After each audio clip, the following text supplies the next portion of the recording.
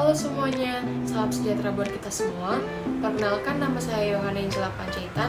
Saya merupakan mahasiswa S1 Farmasi dari Universitas Sumatera Utara dengan NIM 211501113. Berikut melalui video ini, saya akan menjelaskan materi tentang mekanisme respon imun terhadap HIV/AIDS dan memenuhi tugas dari mata kuliah imunologi.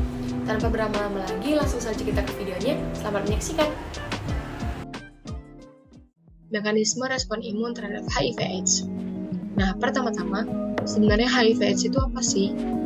Nah, HIV sendiri atau infeksi Human Immunodeficiency Virus itu merupakan suatu spektrum penyakit yang menyerang sel-sel kekebalan tubuh yang meliputi infeksi primer dengan atau tanpa sindrom akut, stadium asimptomatik hingga stadium lanjut.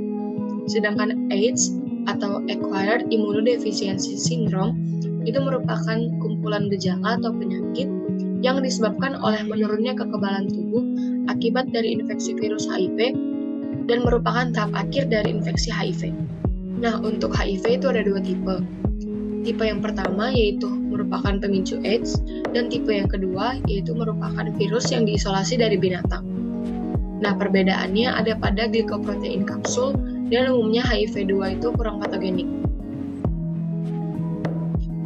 Nah, untuk patogenesis dari HIV sendiri yaitu yang pertama, HIV masuk ke dalam tubuh manusia itu melalui berbagai cara, yaitu secara vertikal, horizontal, dan seksual. Yang kedua, setelah sampai dalam sirkulasi sistemik, 4-11 hari sejak paparan pertama HIV itu dapat dideteksi dalam darah.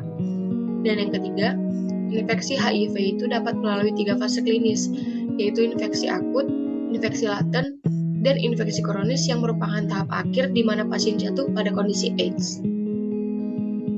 Nah, berikut saya akan menjelaskan bagaimana mekanisme virus HIV menginfeksi tubuh kita.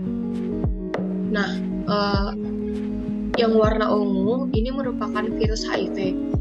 Dia berbentuk bola dan memiliki kaki untuk menempel di sel manusia. Sedangkan yang berwarna kuning ini merupakan sel T. Sel T ini merupakan penghasil antibodi, salah satunya adalah CD4. Nah, CD4 adalah sistem pertahanan tubuh dari infeksi bakteri, virus, dan parasit. CD4 inilah yang dihasilkan oleh virus HIV, sehingga menyebabkan sistem kekebalan tubuh manusia menurun. Nah, untuk mekanismenya yang pertama yaitu saat virus HIV masuk ke tubuh, sel T akan mencoba untuk melindungi tubuh dengan cara memakan virus HIV. Namun, yang terjadi adalah virus HIV ini, dia sengaja untuk membuat sel T memakannya, supaya virus HIV ini dapat berlindung dan memperbanyak diri pada sel T. Yang kedua yaitu, virus HIV membawa materi genetik jahat yang nantinya akan dimasukkan ke dalam sel T. Materi genetik jahat itu ditunjukkan seperti pada gambar berikut, kayak garis-garis yang bergelombang ini. Nah, lalu yang ketiga, virus yang berhasil menempel akan mentransfer materi genetiknya dan memaksa sel T untuk memproduksi sel jahat yang nantinya akan lebih banyak. Jadi, virus yang menempel ini dia memasukkan materi genetik jahatnya ke sel T. Lalu, virus yang berhasil memperbanyak diri itu akan merusak sel T. Jadi, sel T ini nanti akan terinfeksi dan menjadi rusak.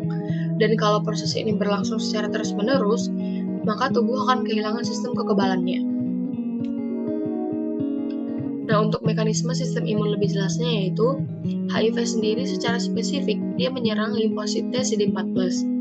HIV mereplikasi diri di jaringan limfoid di mana banyak terdapat limfosit T CD4+ dan terdistribusi melalui darah. HIV yang menyerang sel limfosit T CD4+ menyebabkan degradasi jumlah sel limfosit T CD4+ di situs mukosa. Sel limfosit T CD4+ sendiri merupakan bagian dari sel darah putih yang berperan dalam sistem imun. Kemudian, virus berevolusi dengan menginfeksi sel T CD4+ naif yang secara struktural memiliki kadar CD4 yang lebih rendah pada permukaan selnya, sehingga menyebabkan HIV sampai sekarang sulit untuk ditekan aktivitasnya karena secara langsung HIV telah menyerang baik imunitas bawaan maupun adaptif dari pasien terinfeksi HIV. Nah, untuk strategi penyembuhan dari infeksi virus HIV ada berbagai cara, seperti DC vaccines to enhance CTL response, vaccination without autologous antigen-loaded disease, killing of infected cells by NK cells, enhancing ADCC activity through passive antibody administration, dan cytokine-based therapies to enhance NK cell-mediated killing of infected cells.